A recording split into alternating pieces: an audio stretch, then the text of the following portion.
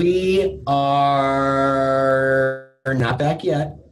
Not back. Yes, now we're back. Okay. We are back. I swear this time it's for real. Had a little technical difficulty. Okay, we're live with Tara Carter, and we got Brian Curtis here as co-host. Thank you so much for being here. Tara is going to show us how she has never paid for a lead, first of all. Second of all, how she is generating over 20 referrals from her housewarming parties. And the reason why this is so timely is because recently, those of you who have built a business on Realtor.com leads, that is drastically changing. And before we went live, Brian made a really great comment and said, listen, old school is becoming new school again. And so I'm super excited to talk about this strategy. So thank you both for being here, and let's just go with it. Let's just go with it. Jump on it. Thanks. You doing good? Yeah, doing good. Thank you so much for having me. I'm super excited. Awesome. Hey, do me a favor. Tell us a little bit about yourself and your business, and then we'll get into the nitty gritty of it. Well, obviously my name is Tara Carter, and I am been a full-time realtor for about almost 4 years now. I am in the Fort Lauderdale and Parkland, Florida area. I'm also in business with my family. I'm a third-generation realtor as well, and I just love what I do. It's really the people business. It's not about the paperwork. It's about the people work. So when you love what you do, it doesn't feel like work, right? No. So tell us about the secret. And tell us, first of all, how did you get into figuring out housewarming parties, and how did you build up that strategy over time? Well, I went to this amazing event called Generosity Generation with Michael Mayer. And that was probably about 3.5 years ago. And I showed up at the event, and 7 levels of communication changed my life. My entire business model is built on 7 levels. And I highly recommend, if anybody has not read that book, especially lenders as well, that is something that I highly, highly recommend. And when it comes to the 7 levels, there's the pyramid, and events and seminars would be number 6 at the very, very top of the pyramid. And by focusing on that, it's been helpful. Okay. Well, there's going to be people on our call who have never heard of that, maybe never seen it. So if you don't mind, let's just talk a little bit more about that. Like, there you go. That's pretty good. Grab the book and show it to us. Exactly how are you implementing some of that stuff in your business? Where I think let's talk nitty gritty, unless you guys want to just talk general. I like to get to the point like, hey, how do I, as an agent, when I leave this call or leave this webinar, how do I go do what Tara does? So maybe you could share. I thought Tara was just going to read us the book from cover to cover. Okay. Yeah, no. We can go that way. It might take just slightly longer than the 30, 45 minutes we have. So I've got it down to a science. That's a great question, though. Yeah, so what's the first thing you need to implement from that book? Let's start little by little, right? So when you read that book, what's the first thing you implemented and how? The first thing I implemented from that book was the networking stacks. And that is where you basically, like Thursdays, typically today is my day that I only book all my appointments outside of the office. I have about 2 or 3 venues that I work out of weekly. I'm really not in my office except to see my assistant, go to team meetings, and maybe if I have to go to some classes or teach a class. Other than that, who's coming into your office to talk to you about real estate? Other realtors. So that's it. So other realtors unfortunately are not paying my bills. So I tend to make venues my office. So the same amount of work that you can do at your office and in your cubicle is the same thing that you can do at a local restaurant or coffee shop. And you have to continuously go to that place over and over and over to where people know who you are eventually. Or if you have somebody in your database now where somebody works somewhere, eventually they get to know you if you don't know anyone now. And you basically pop up shop. Literally pop up shop. So basically you're saying that's... Go ahead. Oh, go ahead, Brian. Sorry, go ahead. You need something showing people, like I've seen people do this, the back of a laptop, or do you have a little sign that says, hey, by the way, I'm a realtor, or hey, by the way, ask me about your house, or do you have anything like that you're using? Yes, actually, I have a sticker on the back of my laptop that says, have questions about real estate, let's talk. And my name badge nice. will be on as well. And then they really just usually see me on the phone and kind of working a deal. And some people will just come over and they're like, all right, so I have to ask, like, what do you do? Or, hey, how much do you think my house is worth? I would say the last 4 listing appointments I've gone on have all been from working out of the restaurant. Awesome. Yeah, that doesn't sound like way either. So go ahead, Nick. I was going to say, that's essentially your prospecting, right? So I want to talk about that for a second, because a lot of agents think that, oh, I don't want to prospect, right? But I think where they're not understanding is prospecting doesn't necessarily mean sitting in a room for 3 hours making calls. You're out and you're networking, and that's a form of prospecting. And as long as you're doing that consistently and you're having fun with it, you're talking to people, immediately you're face to face, right? So you're building that instant trust face to face, which is super. And for a lot of people, that's going to be stepping out of their comfort zone, right? Because I think it's interesting that agents, and what I've found is they have a harder time talking to people they know about real estate than random strangers. Which, I had that struggle in the beginning, for sure. I think in the beginning, though, I was just, especially with the clientele that I had, I was a little too nervous to talk to them, to let them know that I was in real estate. I mean, I have 63,000 realtors in my Tri-County area. And basically down here, it's not even like, hey, where's your driver's license? It's where's your real estate license? Because, you can sell 1-2 homes a year down here and probably be okay. So I think that I was just a little too nervous. And I think that it had to take, in the beginning, I had joined multiple teams, and to where I was splitting my money so many ways, but the amount of value that I had gotten, and I grew up in real estate very quickly the first year, that I didn't look at it like I was splitting my money so many different ways. I looked at, well, I'm learning from so many different other people at this moment, so I'm going to actually grow up a little faster. For sure. Yeah, you took a shortcut. Perfect. Yeah. So the first year, though, was not very profitable whatsoever. And it's been quite amazing. I mean, doing a little over 20 million in sales and never paid for a lead. FSBOs and expireds are not a source of my business at all. I only call when I'm in bold and they force you to. I love it. Hey, so let's talk about before you did your first housewarming party, because you probably took a little while to build up to that strategy. What's your system for essentially like keeping in front of past clients and continuing to keep the relationship going after the initial sale? So we do the happy anniversary calls, not for their wedding, because, the divorce statistics can be quite high. So I don't want to piss anyone off. And although I am a certified divorce specialist, I made sure to do that.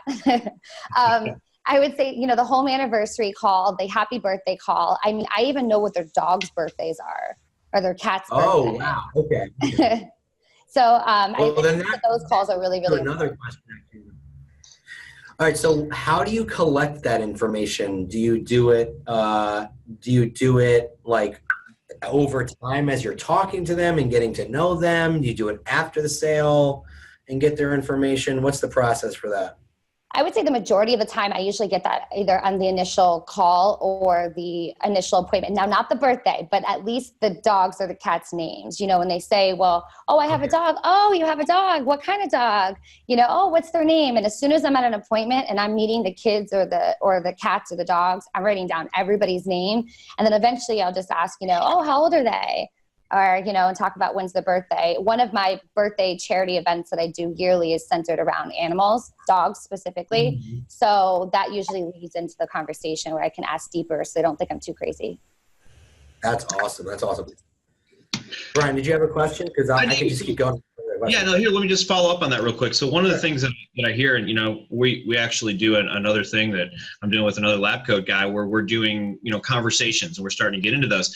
What I wanted everyone to hear, and what I love about what Tara's doing is it's not, when can I come look at your house? It's, hey, tell me a little bit about yourself. Because here's the other thing that's happened as we're talking about online leads. we've become unbelievably transactional as real estate community. What I'm hearing Tara doing, and congratulations for it, is you're trying to actually have a relationship with these people. I'm not saying that you're hanging out with them after closing and that type of thing, but you're finding out about their cat and their dog and their kids and this stuff. Let's face it, people do business with people they know, like, and trust. And I really love that that's where you're starting from is, hey, how can I build a relationship with this person instead of, well, they'll work with me, I'll just, dot I's and cross T's. So I just wanted to congratulate you on that. Oh, thanks. I think that once you switch your mind frame from that, these aren't just leads, these are humans, and they're just human, just like I am. And I think I try to think of like very creative ways. For example, I was at a restaurant last week, and I just met a gentleman that was sitting across from me, and he was shopping around for a yacht. He was in town to shop for a yacht, which is, we are in the yachting capital of the world, so it's normal.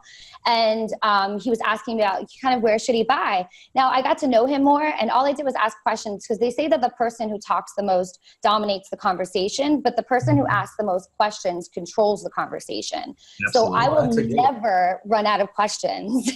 So what I learned about this gentleman just from a 10-minute casual conversation was he owns those duck tour boats in Boston, and he was shopping down for a yacht. So he has on his way to his house, because I'm a stalker and I just need like a name and a phone number and I will find where you live. And I just sent him a book from Amazon as a gift to just give him places of all the best yachting, or the best spots to stop with his boat from when he gets it from South Florida. And just said, congratulations, and just kind of building on the relationship. If you talk to somebody and you find out what their goals are, or maybe what their summer vacation are, what they're doing for spring break. There's, one family was looking to tour all of the baseball stadiums in the United States. Well, the next thing they got in their mail was a book on all the best baseball history of each baseball stadium. I mean, that's where my lead generation, my money goes towards, is to something of items of value that I can give and just come from contribution.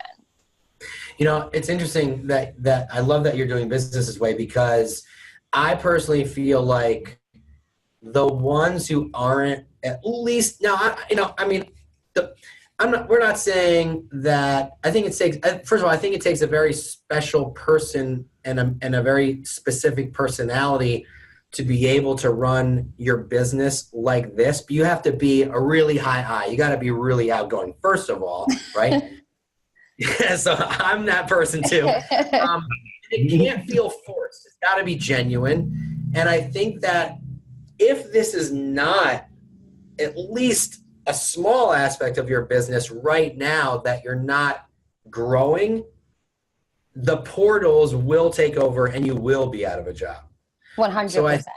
Yeah. So do you have a team, or is it just you? Right I'm with my family, my mom and my uncle, and they've been partners for about 30 years. I got you. Okay. So, there's but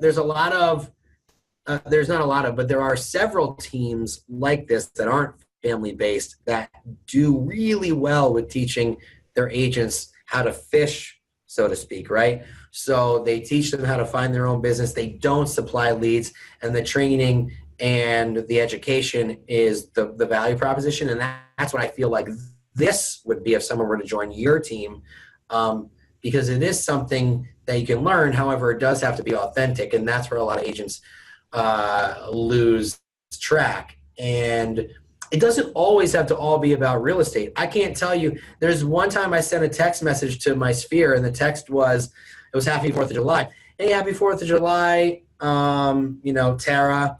Hope you're having a great day. Are you barbecuing today, right? Yeah. And it was just a question that literally led me to $2 million in volume from one text to one person.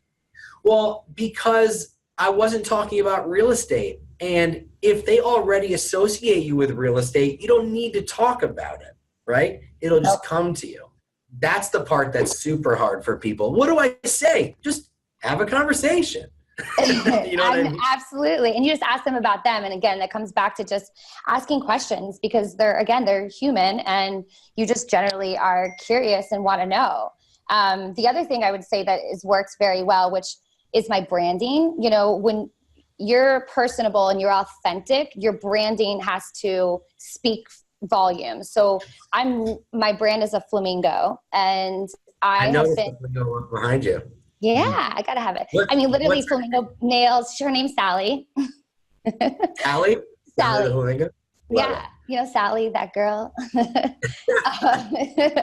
So like everything on me is flamingo pink. I'm literally selling houses pretty much off of flamingos right now, which I love because what it does is, I'm not saying that everybody goes and gets an animal that people can associate with you. But what I thought was, you know, my favorite color was pink, and my branding in the very beginning was I was always wearing pink.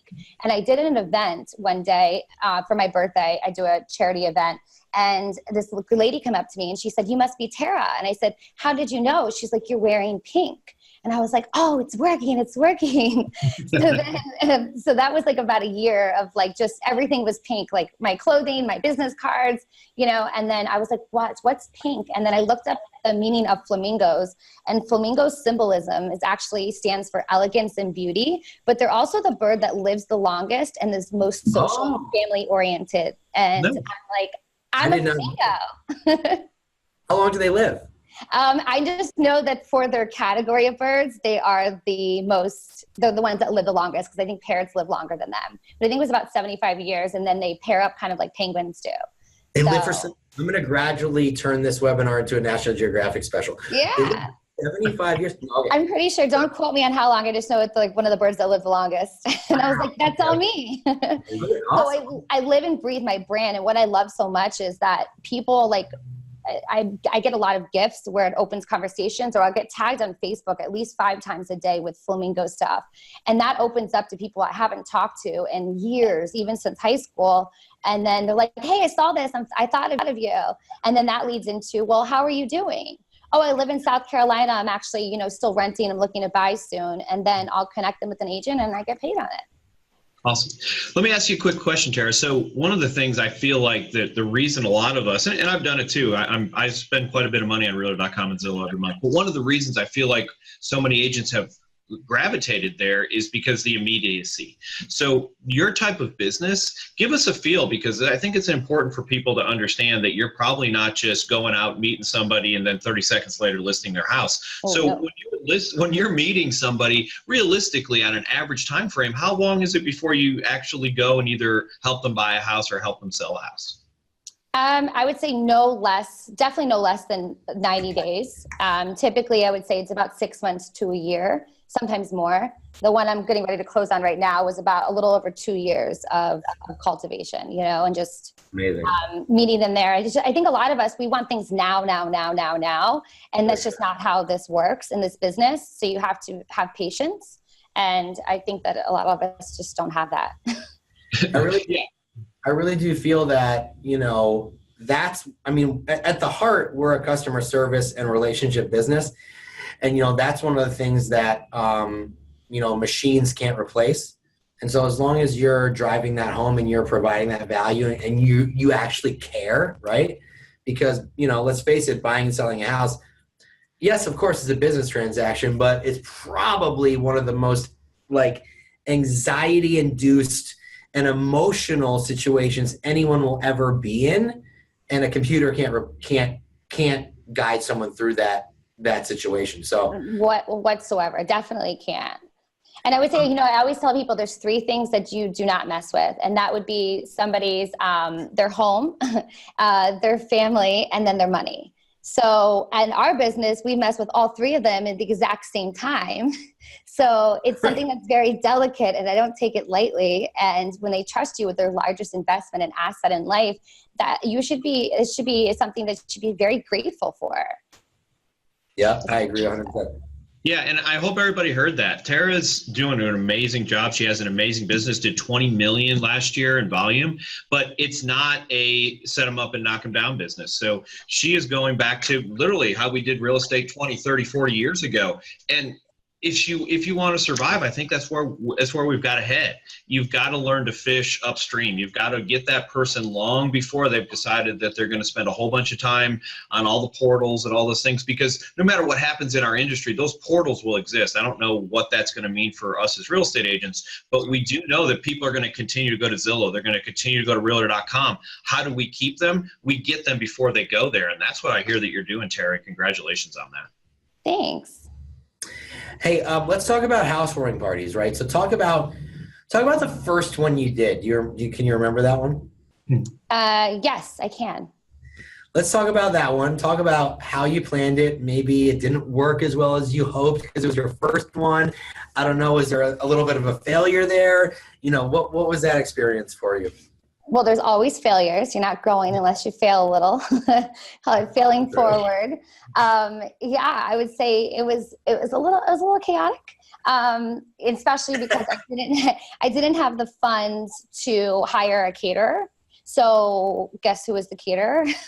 And guess who was the one setting up and bringing all the tools? Like, I was calling a friend of mine who had a catering business, utilizing somebody in my database, and I literally packed 2 industrial sized coolers with everything, down to how many spoons and forks and plates and decor and you name it. And I was lugging that around for the day before and then having to go back and pick that up. That wasn't so fun because it took away from my business a little bit. However, I would say that any event that you do, you have to break it down like elementary school style. Like, remember back in the day in high school, you'd have all the W's and the hows, like who, what, when, where, how, and why. Mm-hmm. That's how I break down any sort of event I'm ever doing, whether it's going to be housewarming or a regular event. Well, I see that right behind you. Yes. So with your flamingo. Mm-hmm. So we all know that is, you're showing it right behind you. So, you're practicing what you preach. So let's talk about how you're closing a good amount of transactions a year at 20 million. Are you doing housewarming parties for everyone? Are you asking everyone if they want one? How do you organize that? Hell no, I'm not doing one for everyone. Not no, but hell no. No, there's no way. I mean, the trend that we've been doing is the ones that buy and sell with us.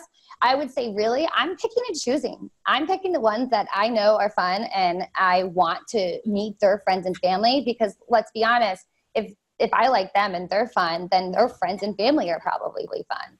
So I want more clients like them. The ones that are not so fun, I'm not offering to do that at closing. So, what if those people came to you and they were a referral and they turned out to be not the greatest, and they were like, "Hey, you didn't throw us a housewarming party, and so-and-so said you would." How do you avoid that? Because we get that a lot. I haven't had that happen yet. And if it did happen, I would say, okay, great. I wasn't sure if you'd be interested in one. So when would you like to do one? You're close. Let me ask you this. When in the transaction do you bring it up? So is it something that you make sure you get through appraisal, or is it something at the after closing? When are you setting them up to help you with this party? I usually bring it up sometimes in the buyer consultation if I felt that I had a good relationship with them. If not, it'll be usually when we have something difficult come up in the transaction and I need to keep their motivation strong and just keep their eye on the prize. And I'm like, this house is just imagine. I mean, it's going to be so great when we close. And then, oh, by the way, I'm also going to be throwing you a housewarming party. And then we're going to invite all your friends and family over. We're almost there. Just hold on. Would you tell us how you do that as well? Because it's not as simple as, hey, call everybody you want to come to the party, and then I'll throw the party. I mean, there's more to it than that. So tell us a little bit more about that process so that people can know what's involved and maybe some of the things that you messed up and that you wouldn't do again and that you're doing now that work a lot better.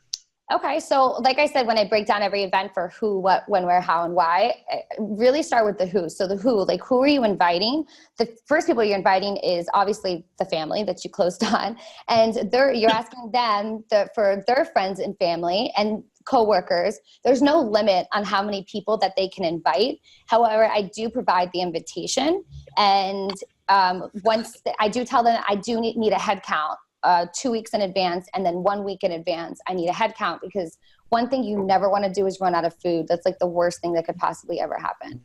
So you're not inviting them personally. You're having the client call and invite them. Correct. And I guess we can share too an example of one of my invites, and it does have my email address and phone number on it. However, it does it'll have my branding as like a flamingo, but nothing about me in real estate whatsoever. It just says, welcome to the Diaz family housewarming party, or you're invited. So I send out 3 invites.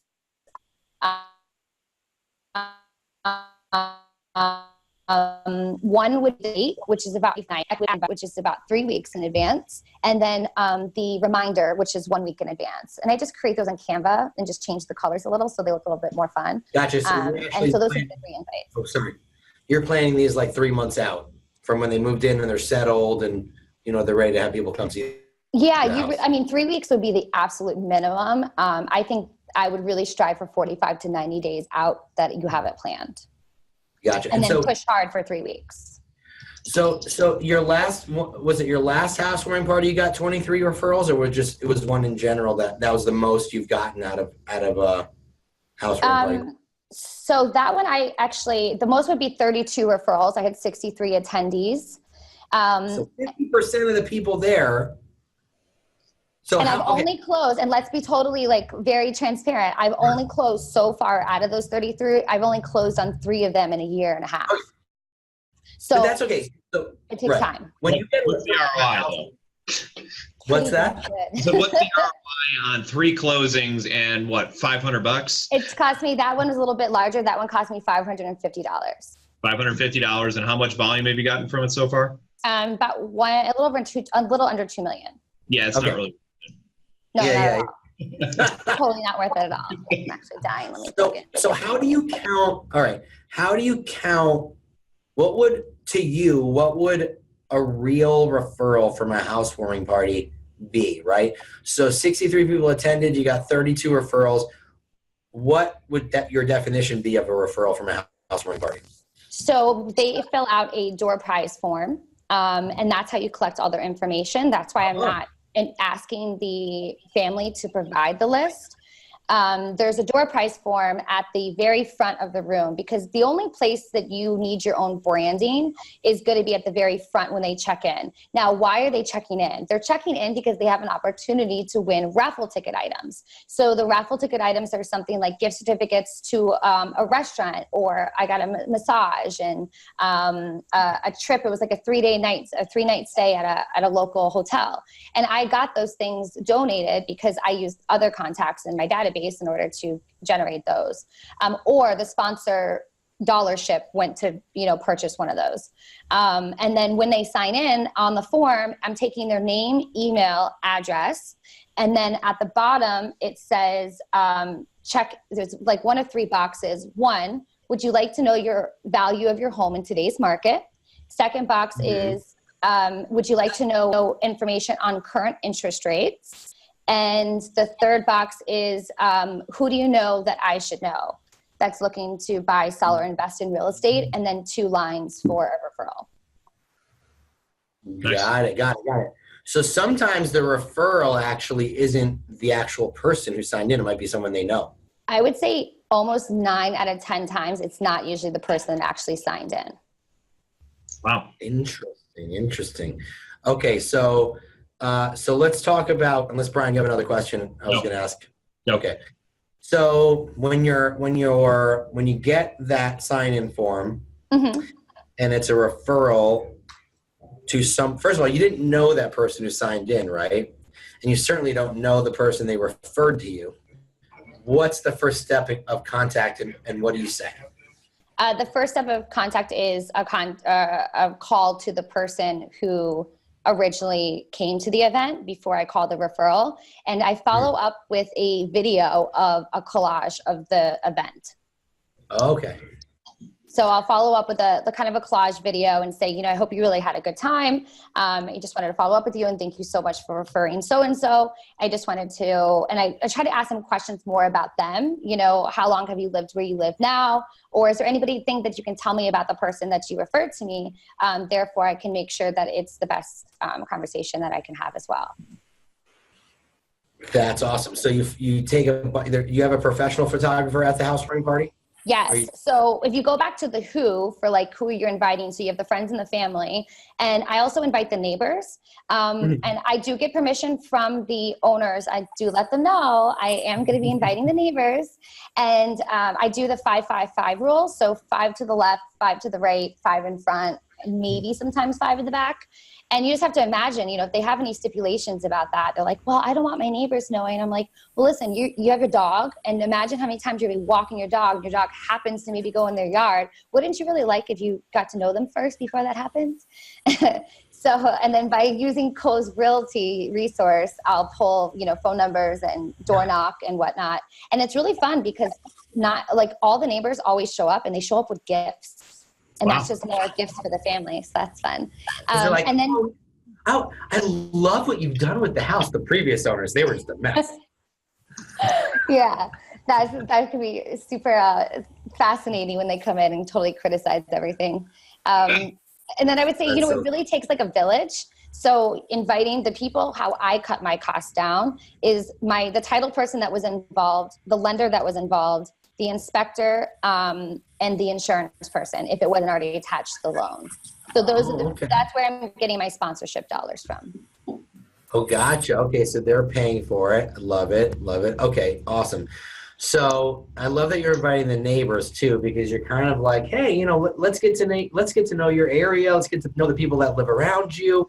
And if your dog poops in their yard, they already know you. Yeah, basically. I'm trying to think ahead. I love it. Let me ask you another question, Tara. So you had 32 people and 3 of them are doing transactions. By the way, that's fabulous. Those numbers are amazing. But what are you doing with the other 29? I mean, they still get the touch campaign. Okay. Are they on a phone? Are they a phone call on a drip? Are they an email, text, a combination, voice drops? What kind of stuff are you doing with them? Well, sticking to the model, they could be considered a MET. So they're getting, the 4 quarterly calls a year, as well as our newsletter that we send out. And then sometimes we'll throw in, I do 3 events a year. So they'll get the invites to those 2. Cool. So I'll let you segue perfectly there. Tell us about your events, since you're doing 3 additional events a year. Well, if you break down the calendar year, and this is how I kind of started, and I was just like, I don't even know, when do I do an event? How do I do it? If you break down the calendar year, thank you, Michael Mayer, for giving me this system. So if you look at January through December, my events are March, July, and November. And the reason being is because January and February is invite. So you invite everybody. March is the event. April is your follow-up. And yes, it does take a whole month to follow up while you're running a business. And then May and June is invite. July is your event. August is your follow-up. And the same thing with September and October. And then November is my pie day. So I'll do a pie day where we give out the pies in November. And I do it at my office. So my office turns into the party. Fully catered, door prizes, everything for that too. And then July, we do a bowling event. I've always wanted to do like a backyard barbecue and have my tons of flamingo yard games that I have. But I live in South Florida, and it's just too hot. It's just way too hot. So it's pretty hot in Fort Lauderdale. So I can't do that in July. And then March, I have it centered around my birthday. I'm getting ready to do my 4th annual puppy pop-up charity event. And my birthday goal is to get 10 dogs adopted on site. Oh, that's so freaking cool. I love anything with animals. So my team in New Jersey, when I had my team in New Jersey, we would donate a portion from every closing, every commission to the local animal shelter. And so last year we gave them $2,000, which was awesome. So anything having to do with dogs or cats or pets, people just like gush over it. I love that idea about adoption, though. That's super cool. Yeah, it's been it's ups and downs. I had a little bit of a tragedy with the one last year. There's things that happen unexpectedly. Remember that one? But we got them all readopted, and only one passed away, so it totally worked out. And I got all those other families new dogs. I say that you just have to do something that like speaks to your heart, like something that you are passionate about. And the other thing is, I think that people think when they do these events, what am I going to say to these people? Or what do I do? Do I just stand there awkwardly in like the corner? No, your job is to for a housewarming, your job is to be the caterer. Like you're the bus girl and the caterer, and you're just there, and you don't talk about real estate, and you will just have it on your name badge. And you only have one area where your door prize form is, where your stuff throws up on them, like your branded stuff. And you just let the rest speak for itself. Yeah, don't make it about yourself. Don't make it about your brand, because then that's just gonna cloud the excitement and the genuine opportunity that you have. So I totally agree with that. I mean, How it's long- still, there's how long like do you stay? flamingos. There's still like flamingos in the pool, and then everybody's wearing pink and stuff. But that's like Yeah. subliminal. How long do you stay, Tara? I think that's an important question. Are you staying the entire time? Are you staying 30 minutes and leaving? What are you doing with Oh, that? that's a So really good question. I believe in 2-hour intervals. So 5 to 7, 6 to 8, just keeping in mind of daylight savings time and what their backyard will look like when the sun goes down, if it's going to be when the sun goes down. And plan for the same thing you do with an open house. Set up an hour before, but you are not staying for breaking down. You are leaving when the party's over, even if it's still going. I'll leave and kind of, let them mingle.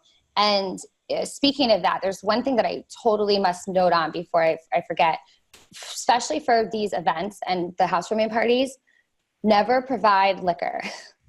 Do not provide liquor. Liability. Huge it to liability. I mean, if you can provide the mixers, I provide everything: food, setup, breakdown, invites, photographer, you name it, I provide it. The only thing I need them to do is invite all their friends and family and provide any alcohol if that's what they choose to do. That's their choice. Yeah, you don't want to be held responsible for that. God forbid something happens. Hey, since we're on Facebook Live right now, let me ask you this. You've got a photographer, you got a videographer, you got these people.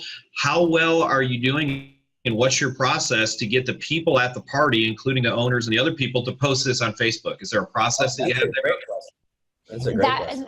I've only actually done that once where it worked, where we managed it and we put, the amount of people who actually tag a photo and write the hashtag Let's Flamingo. And I was able to track it that way. That was the only time that I actually successfully did that. I would say the other events I definitely failed, and I just couldn't keep track of finding a way for them to also tag us on Facebook and do that successfully. Okay. Maybe you can give a door prize to the person who gets the most likes on their Facebook about that or something. I don't know. I mean, that's what we'd only try that for the one. I just feel like if I could have somebody manage, like somebody that could be there to help kind of encourage that and go around, that would be great. One thing that I think is very crucial is, especially down here, it's very transient and people speak with different languages. So whatever type of language the family speaks, I do bring somebody who speaks that language. One, because I want to know what other people are saying about me. I need a spy. And two, just so I can communicate better when we're sitting down and having conversations. Sure. Got it. But it's really to hear what they're saying about you. Let's be honest. Yeah, let's be honest. I totally want to know. Or if they're talking about real estate, I need to know because I can't understand what they're saying. So, I just find it this whole thing fascinating. That all of your business is organically generated. What's the amount of money you spent on housewarming and client events was for all of 2018? Because I just want to compare it. If you did 20 million in volume, I just want to compare that to the amount of money people are spending on buying leads. What was the expense? Us out of pocket. Not including what sponsors have obviously. So us personally out of pocket, $2,500 for the year. The sponsors that a year. $2,500 for the year. 20. That's free. In case you guys didn't hear, I spent $2,500 during this webinar on something else. Yeah, seriously. I just spent $2,500 on Facebook just about 5 minutes ago. Exactly. And then don't get it twisted. I mean, I'll spend up to, I'm definitely above that cost when it comes to my items of value for clients and touches and stuff. I'm closer to like 5, sometimes maybe closer to 10. Do you think a majority of your business actually comes from the client events and the housewarming, or is it from the long-term follow-up of this huge database that you're building? What do you think? Where do you think most of it's really coming from? So the way that I track it is I'll track it every 3 months, so once a quarter typically. I'll track where my business is coming from, and it's always the top 5 sources, and it just changes order sometimes. Okay. Open houses is huge, and I just do the same type of systems and conversations that I do for events. Open houses, sphere of influence, client events, and agent referrals.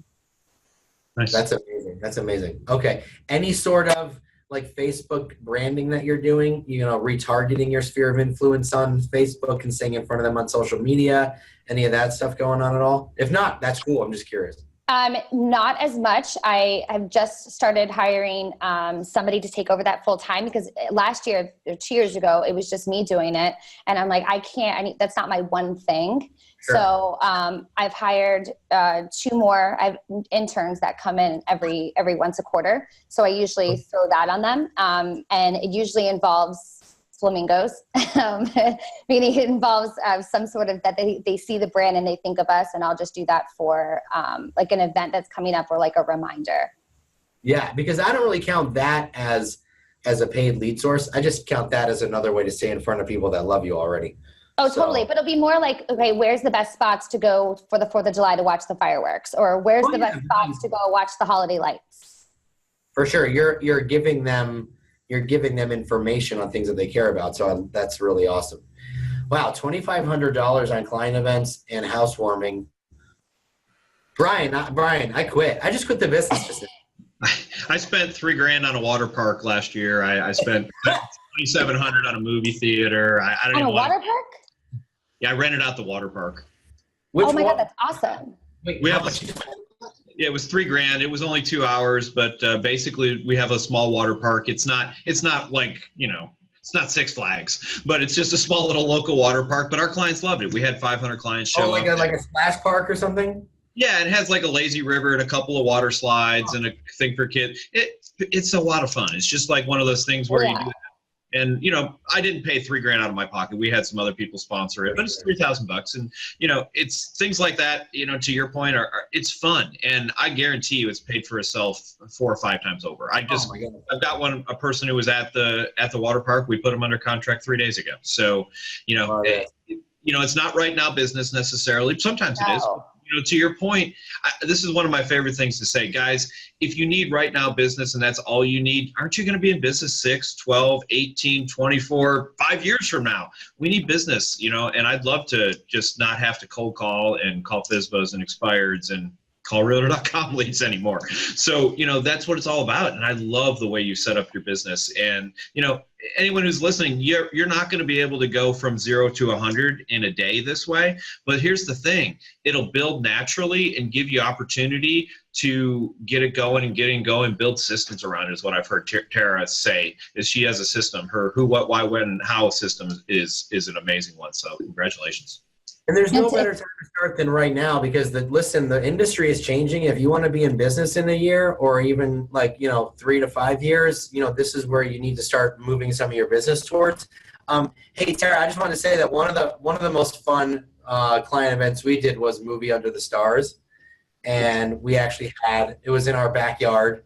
We had about 100 people there. And we hired a company that supplied like a 20-foot screen, and they had a little popcorn and icy machine. Love and we it. showed Moana.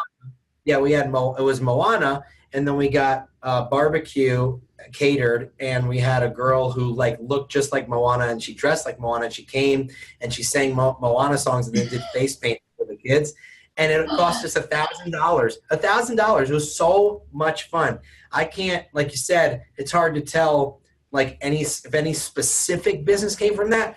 But the point is, everyone had fun. It was posted all over Facebook. We still hear today how great it was. Just appreciate your clients and friends. That's what it comes down to. Absolutely. So I have to ask, when's your next one? I called you on the carpet. No. So that was in New Jersey, and I'm in Michigan now. So where we are, I have a brand new team here, right? And so we're not going to do any client events this year. We're going to wait until we're on track to do about 22 million, which is great.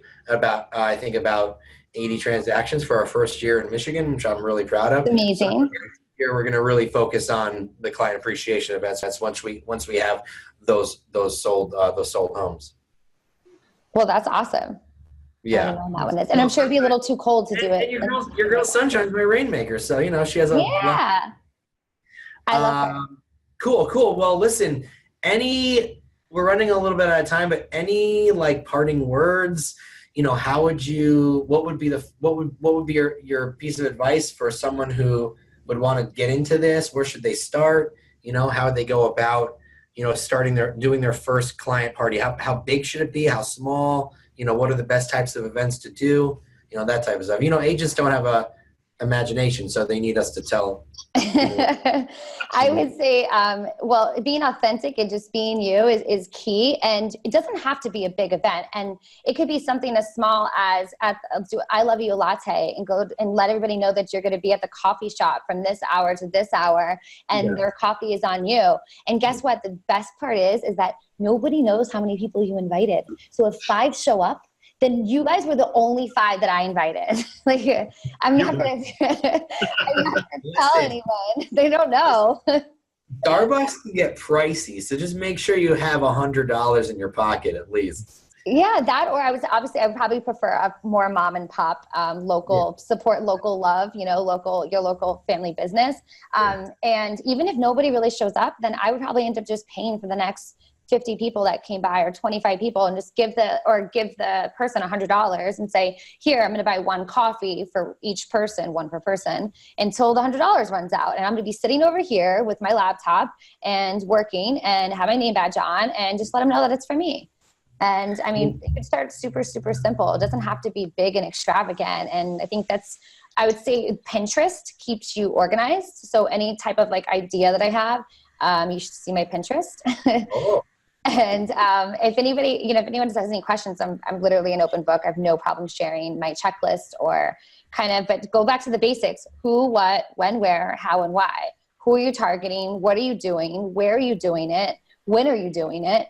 Obviously the why, we know we really have to grow your database to your data bank, and just look at leads as humans. They're just humans.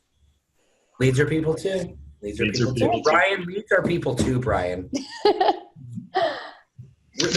There's one question over here that I wanna.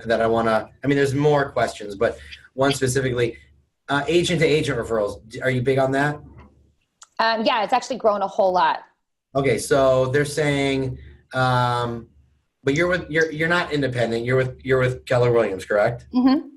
Okay, so they're asking where you find your source for referrals.